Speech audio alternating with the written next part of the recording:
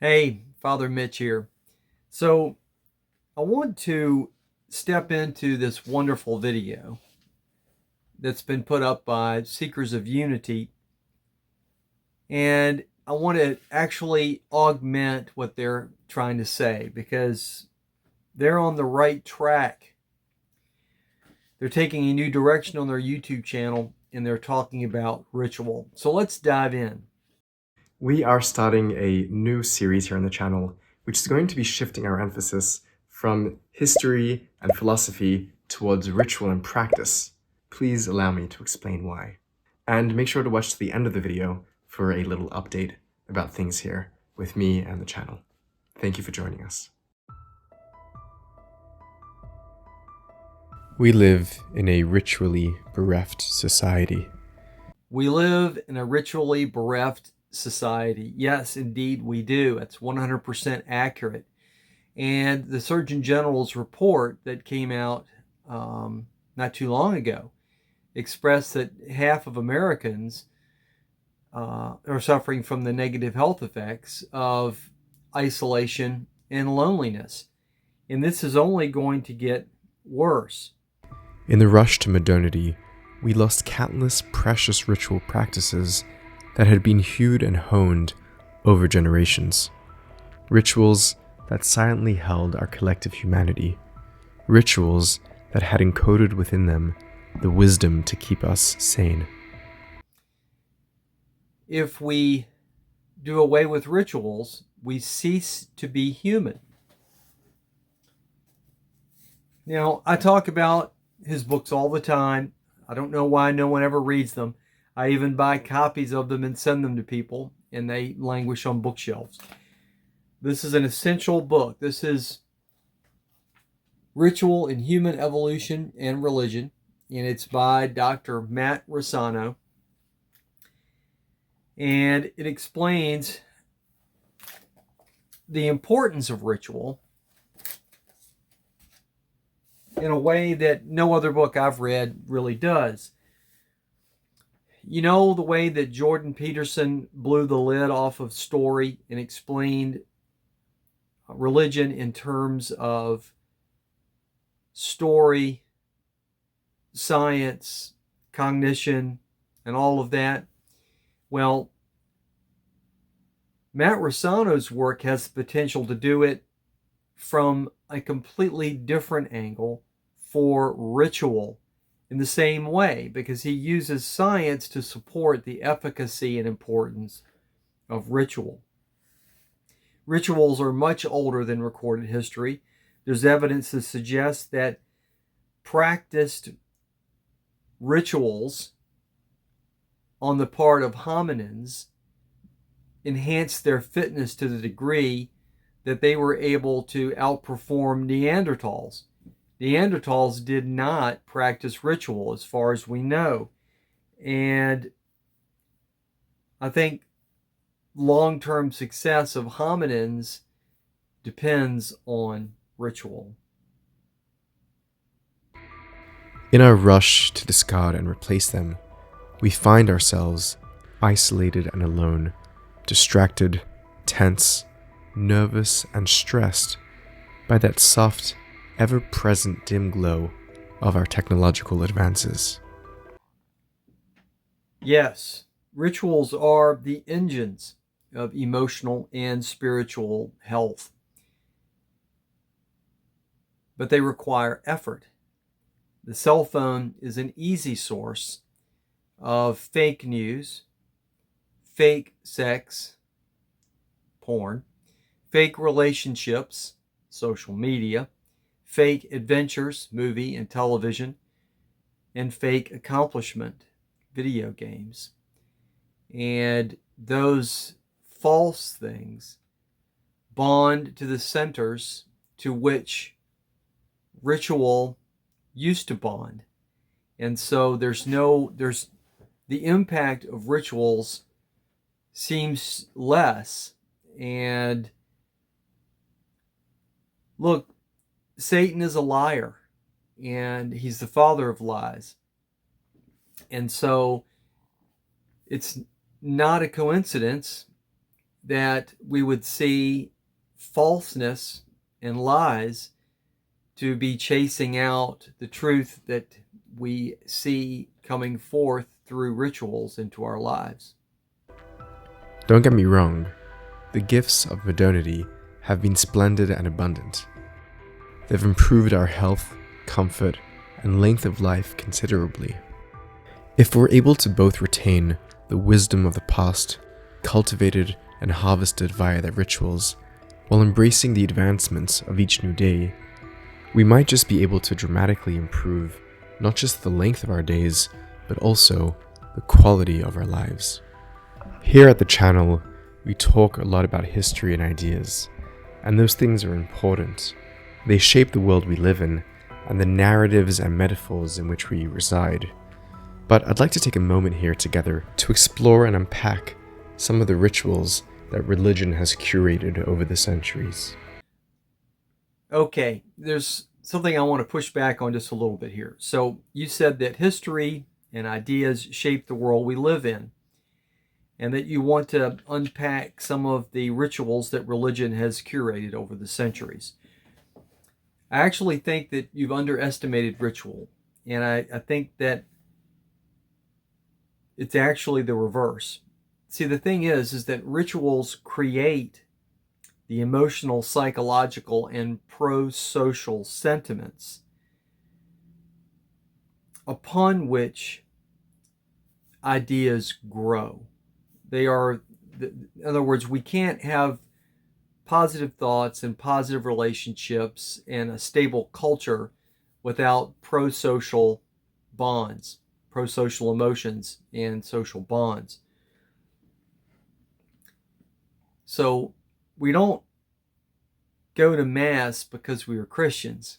We are Christians because we go to Mass. Modernity takes these pro-social sentiments and these pro-social bonds for granted because it doesn't understand the power of ritual. Now, I don't want to go down the rabbit hole of data and turn this into a really boring exploration of data, but I just want to point out a few things. Some of the studies that show, and there are hundreds of them. So, studies show, the McNeil studies, communal dancing, chanting, and marching produces a euphoric mental state that bonds participants, resulting in effectual joint action. So we all know this. When soldiers march in unison, students in martial arts studios stand in ranks and do activities together in unison. This doesn't just manage emotional states, it creates pro-social emotions and sentiments that are processed. And this is very much the same way that you can't stay warm by standing in front of a tree. You have to process the tree. You have to cut the tree down. You have to split it into logs. You have to set it up and allow it to season. And then you have to put it into a fireplace or make a fire in order to get warm, or process it into furniture. You have to cut it down and cut it into wood and let it season. So once again, that's what rituals do. They create pro-social emotions and sentiments, and then they process them. There's the Valdesolo, Yang, and Desteno study. Ritualized actions involving synchronized movements facilitate joint cooperative endeavors. There's the Kabat-Zinn study that showed that contemplative ritual actions such as meditation can increase pain tolerance. Rosano lists 4 different studies that show that people who move together tend to like each other more, to perceive one another as more similar, to believe they share the same values, and that they become more willing to extend compassion to one another. There's the 2013 study, Fisher et al. Moving together is bonding together. Ritual activities produced profound feelings of group unity and shared sacred values. And so one of the things that happens is, even though people don't actually agree. If they participate in a ritual together and you poll them before and you poll them after the ritual, they'll respond more affirmatively that they agree with their fellow participants. It smooths over doctrinal differences. And I think that's one of the reasons why we see this ever exploding tendency for the split of Christian religions. But that's beyond the scope of this video. I believe that it's not enough just to talk in the abstract about how things could be, how the world could be so much of a better, kinder, and warmer place, but that we must also explore the ways of being that allow us to become the change we'd like to see in our worlds. Religion, I believe, ought to be transformative, not merely performative or theoretical. There are many good and crucial ways to practice what we preach.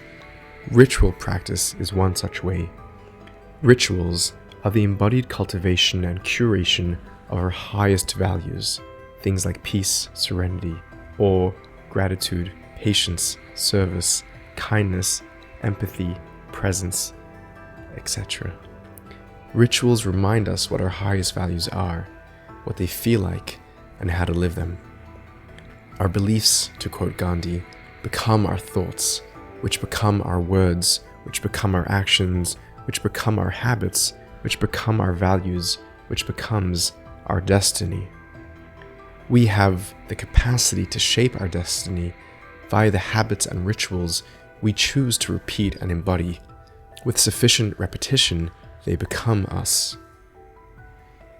Judaism, as every living tradition, contains a comprehensive itinerary of transformative rituals.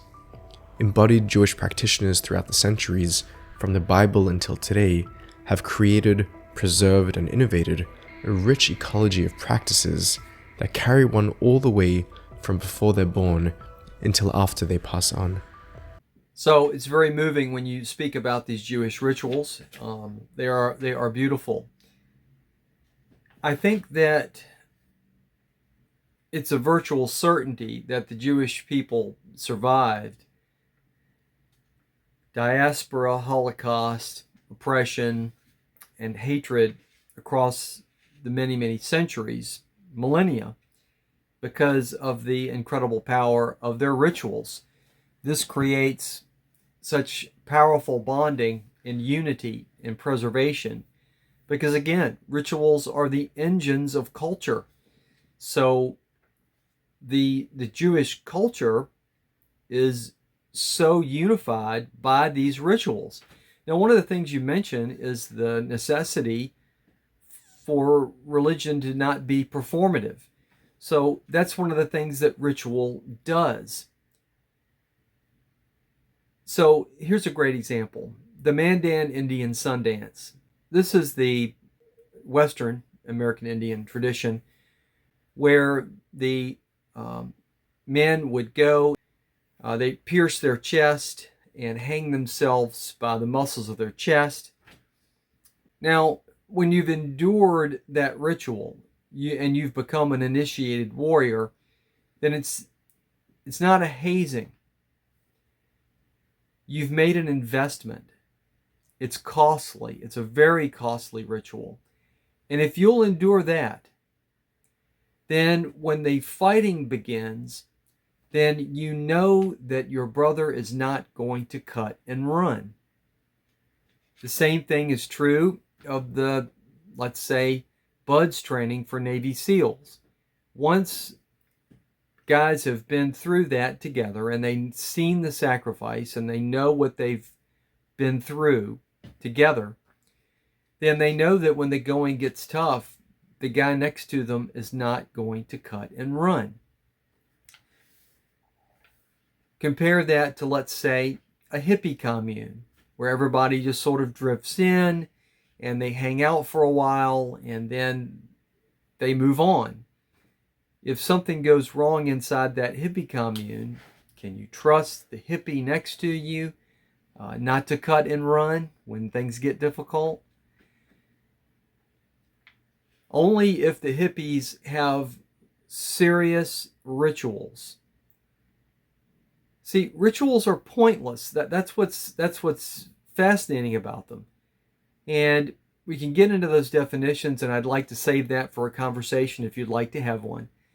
But rituals are meaningless, at least on the surface. There's no reason why you would want to put men through what they go through at buds training. There's really no reason to pierce a man's chest muscles and dangle him by them. What does that mean? There is no reason why the priest, before he touches the host, washes his hands with water, no soap, and says, "Wash away my iniquity, cleanse me from my sin." God knows what you want. So why would you need to say it? And why would you need to say it twice? Rituals have a meaningless quality. But that's part of what they're all about, is the sacrifice. I would just say again that rituals are the engines of culture, and they build the pro-social resources upon which everything else is built. A life of ritual provides a pharmacopoeia to some of the more pressing contemporary ailments. Rituals give us the space to meaningfully transition from one stage of life to another. Moments that require rituals of initiation that allow us to die to the old so that we may be reborn to the new through the many incarnations one undertakes in any given lifetime. From infancy to childhood, from girls to women, boys to men, from solitude to partnership, from spouses to parents to grandparents, from life to beyond. Rituals allow us to age gracefully, to learn and grow along well-grooved channels, handrails on the unwieldy path of life, smoothened by centuries of travelers that came before us on the path, passed on to those who are yet to come. This is the true meaning of the Jewish concept of halakha, which is often translated as Jewish law. Law coming from the Old Norse lag, which is that which is set and tied down. Halakha, in fact, comes from the Hebrew word halicha, the path upon which one walks, the way of life, the tree of life to those who take hold of it. Halakha and Jewish ritual life give us the means to travel meaningfully through our days, weeks, months, and generations, both as individuals and as a collective. Yes, I like this a lot. And what you are hitting upon is, again, the tendency of ritual to build pro-social sentiments and create pro-social bonds. There's also another factor, and that is that restriction breeds creativity, not freedom. So we know this to be true. When, let's say, you want to inspire someone to create great art, or even someone's done a stuck spell, then you might say to an artist, well, why don't you try making a song with just two instruments? Or why don't you try to play your blues music instead of on your normal guitar? Why don't you try to play it on a 3-string guitar?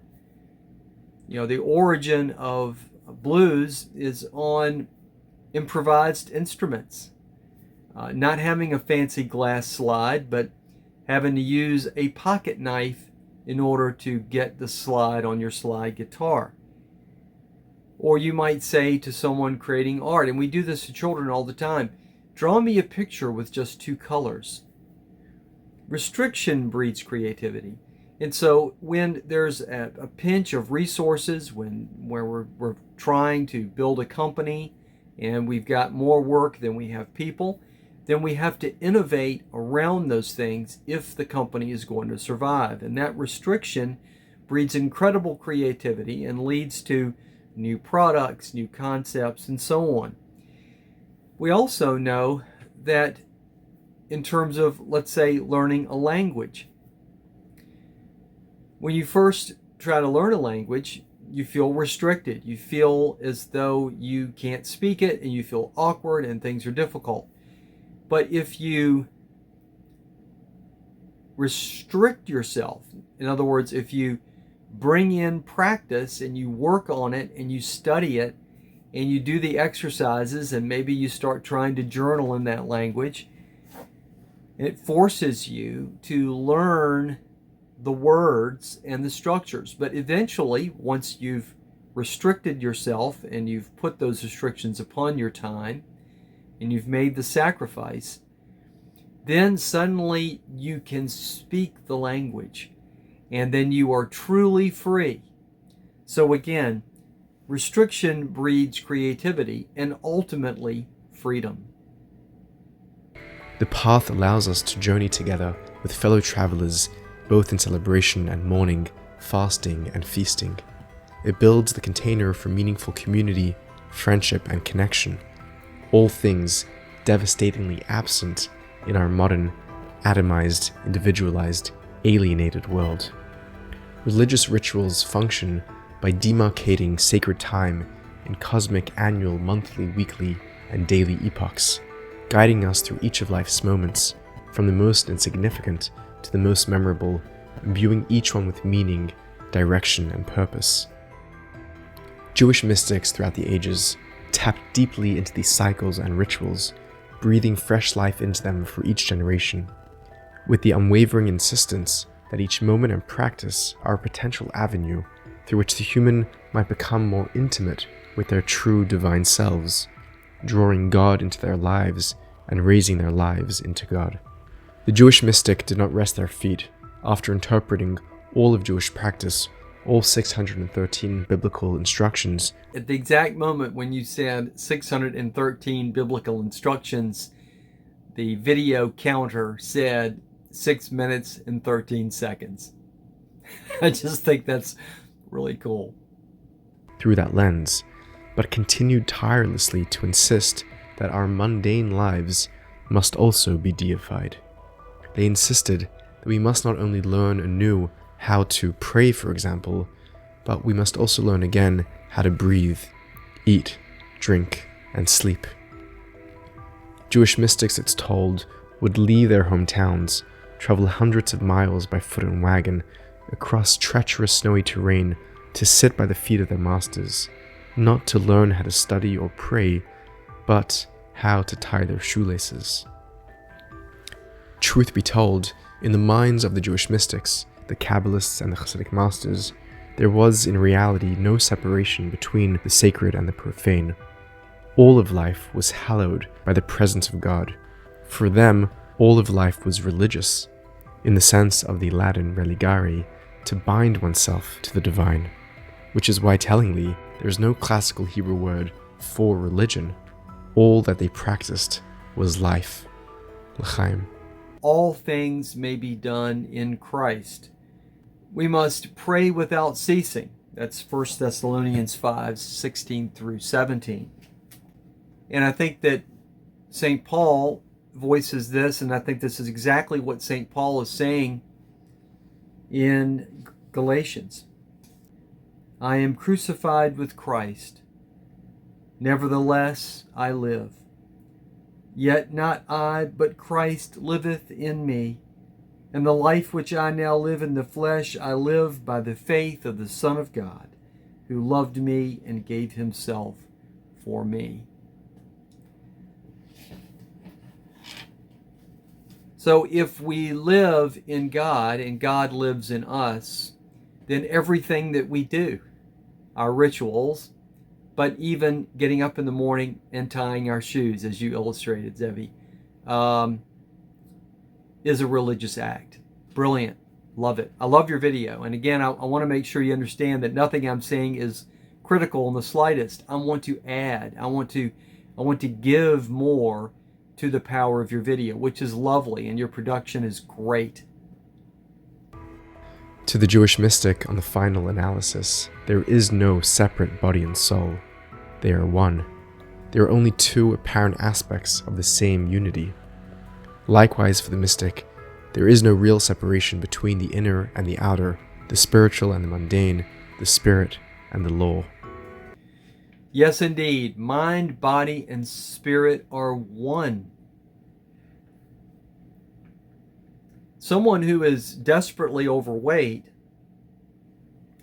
and you're not going to find people who are desperately overweight who are extremely happy, at least not in their inner selves. And look, I know this is not going to be a popular thing to say, but I know what it's like. I was 235 pounds, 80 over 85 pounds overweight, spiritually unhappy, physically sick, no self-esteem. Everything is one thing. And I noticed that as I began to get my weight under control, and I began to get my temper under control, and then when I got my temper under control, my self-esteem improved. And these things are all connected. So mind, body, and spirit are definitely one thing. They can't be teased apart, at least not by humans. Now, God might be able to tease these things apart in some way, but we cannot.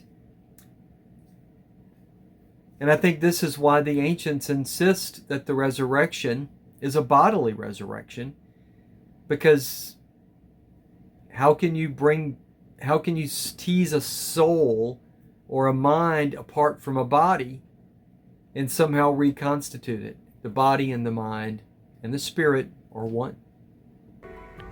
We'll be exploring Jewish ritual from that perspective, from the point of view where the body and spirit, letter and soul, meld into one. That, as far as I understand it, is precisely what the mystical is all about. And there may be no better place to find that unity than in the rituals of Judaism as understood by the Jewish mystics. So, strap yourself in. We're going to take a break from history and theory for a hot moment and dive right in to Jewish ritual practice. I hope to be able to share these rituals in a way that will do them justice. Beautiful, meaningful, relevant, practical, ancient and contemporary as they are. Welcome to an insider's scoop on what Jewish life might actually look like from the inside. I hope you join us for the ride and enjoy the journey. So I love what you say about mysticism, and this is I'm going to share with you a little snippet from this wonderful book. This is Evelyn Underhill's underrated masterpiece, Mysticism. I believe it dates back to 1911. I'm not sure. She says, all men at one time or another have fallen in love with the veiled Isis, whom they call truth, with a capital T. With most, this has been a passing passion. They have early seen its hopelessness and turned to more practical things, but others remain all their lives the devout lovers of reality. Though the manner of their love, the vision which they make to themselves of the beloved object, varies enormously. Some see truth as Dante saw Beatrice, an adorable yet intangible figure, found in this world, yet revealing the next. To others she seems rather an evil but irresistible enchantress, enticing, demanding payment, and betraying her lover at the last. Some have seen her in a test tube, and some in a poet's dream, some before the altar, others in the slime. The extreme pragmatists have even sought her in the kitchen, declaring that she might best be recognized by her utility. Last stage of all, the philosophic skeptic has comforted an unsuccessful courtship by assuring himself that his mistress is not really there. Under whatsoever symbols they have objectified their quest, none of these seekers have ever been able to assure the world that they have found, seen face to face, the reality behind the veil. But if we may trust the reports of the mystics, and they are reports given with a strange accent of certainty and good faith, they have succeeded where all these others have failed, in establishing immediate communication between the spirit of man, entangled as they declare amongst material things, that only reality, that immaterial and final being, which some philosophers call the absolute, and most theologians call God. Mysticism is not fantasy. Mysticism is connection with the supreme ultimate, direct communication. And so what people often will call faith is fantasy, or they will claim is fantasy. But true faith is belief by direct experience. Taste and see that the Lord is good. I really enjoyed your video. If you'd like to have a conversation sometime, go ahead and send me an email at mitch@heritageartsinc.com. Take care, Zevi, and God bless.